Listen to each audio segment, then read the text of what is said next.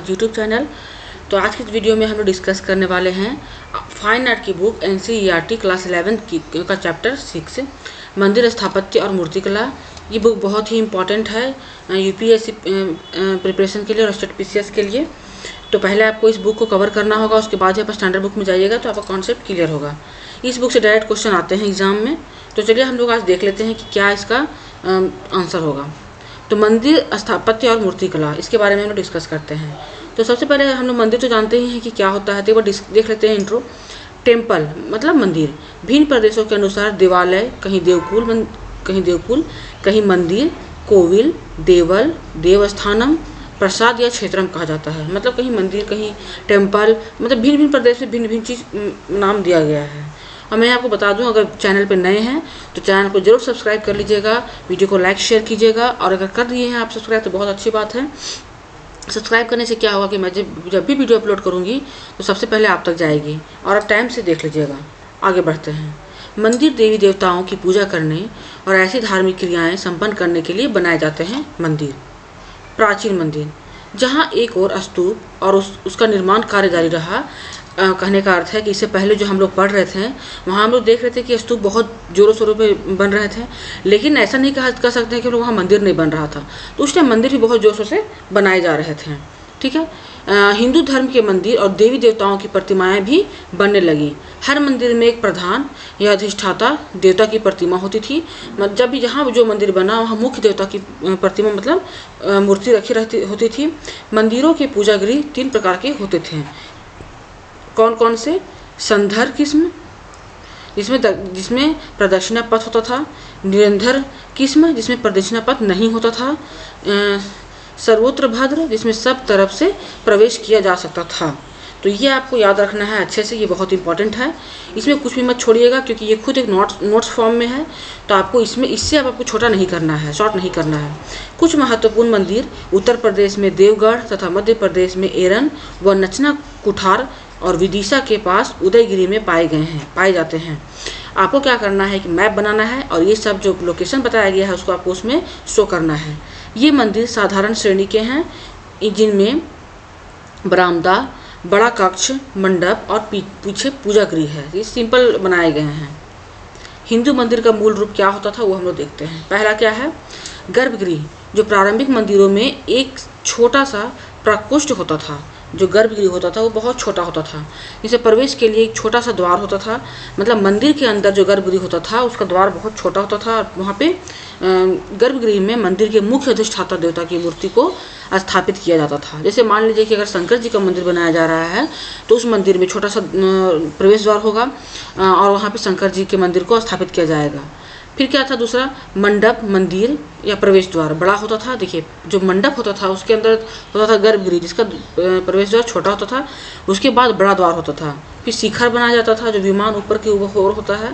फिर वाहन, अधिष्ठाता देवता का सवारी होता था। जैसे कि जो देवता हैं उनका सवारी उनके सामने बाहर में उनको मतलब स्थापित किया जाता था। भारत में मंदिरों की 2 श्रेणियों में जाना जाता है। जो पहला है उत्तर भारत की नागर शैली और दक्षिण भारत की द्रविड़ शैली। ठीक है। तो ये दोनों शैली हैं, बहुत इंपॉर्टेंट है।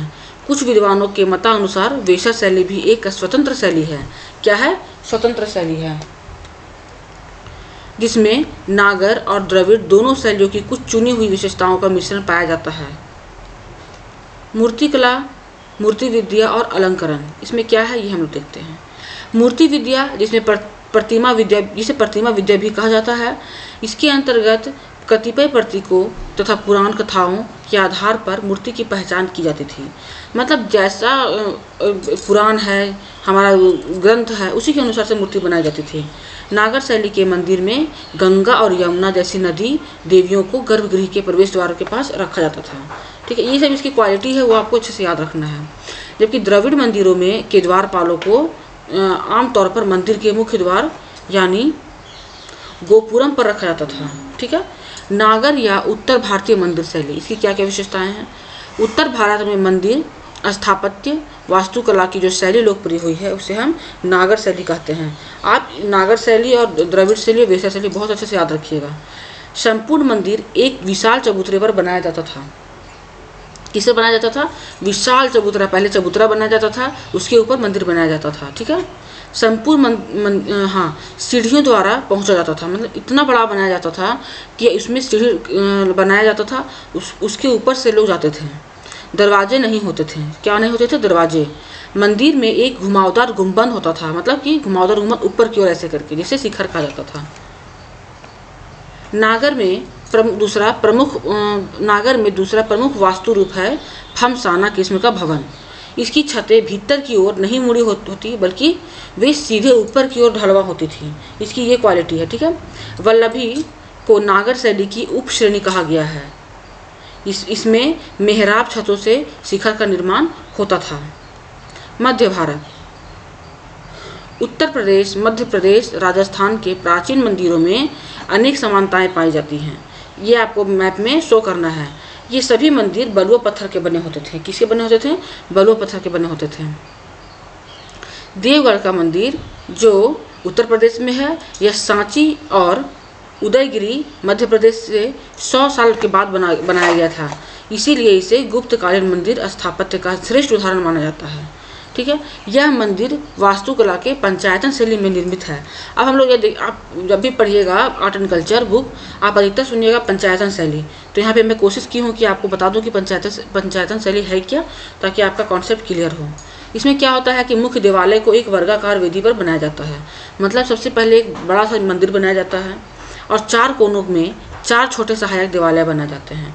जो 4 कोने होते हैं उसमें छोटे छोटे मंदिर बनाए जाते हैं, अर्थात 5 बड़े छोटे देवालय बनाए जाते हैं। ठीक है, एक बड़ा और 4 छोटा छोटा, उसी को पंचायतन शैली कहा जाता है। शिखर रेखा प्रसाद शैली में बनता है, जिससे यह स्पष्ट होता है कि मंदिर श्रेष्ठ नागर शैली में बना है।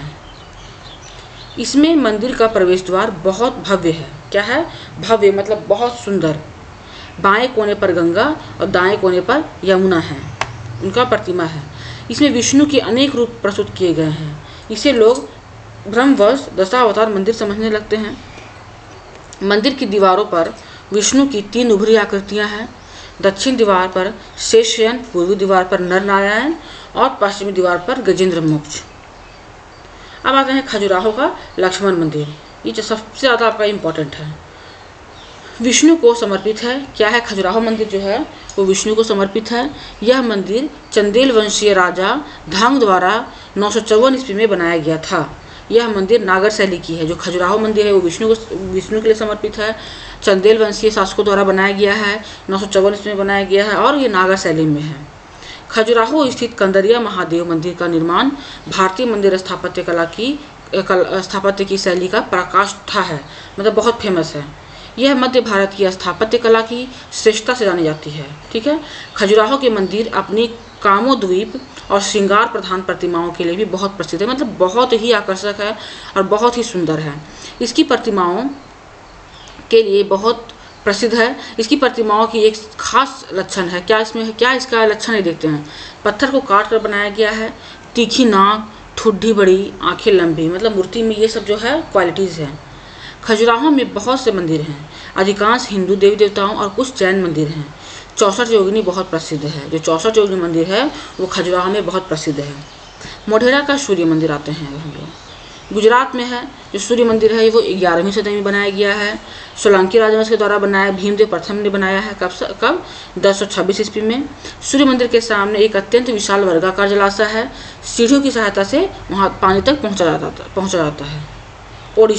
ओडिशा के मंदिरों की शैली एक अलग किस्म की है, जिसे हम नागर शैली की उपशैली कहते हैं। किसको? ओडिशा शैली को नागर शैली की उपशैली भी कहा जाता है। आमतौर पर शिखर, जैसे ओडिशा में देवल कहते हैं, इन मंदिरों में दिवालियों से पहले सामान्य रूप से मंडल होते हैं, जिन्हें ओडिशा में जगमोहन कहा जाता है। आपको ये एक एक वर्ड आपको अच्छे से याद रखना है, बिल्कुल ये बहुत इंपॉर्टेंट है, बहुत इंपॉर्टेंट है। द्रविड़ या दक्षिण भारतीय मंदिर शैली।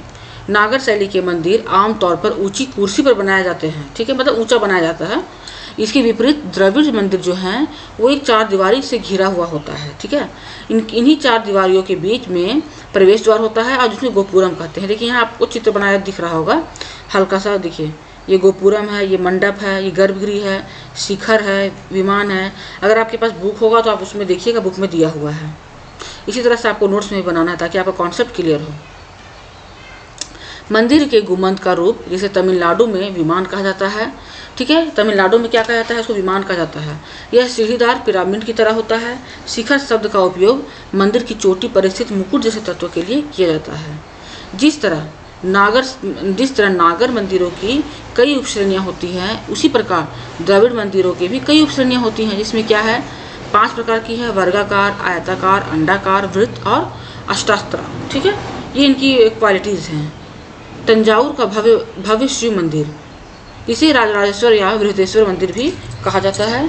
समस्त भारतीय मंदिरों का सबसे और बड़ा और ऊंचा है।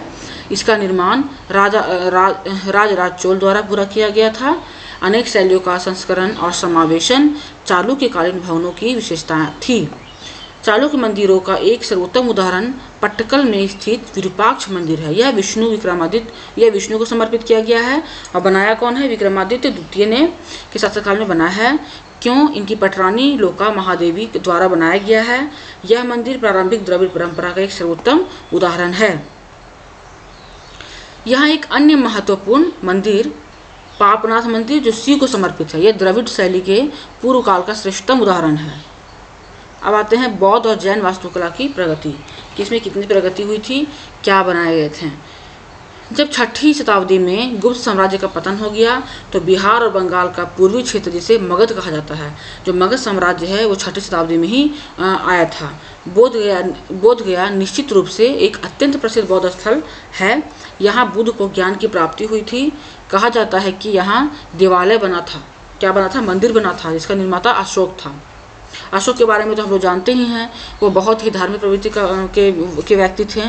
उन्होंने धर्म का प्रचार किया है, ठीक है।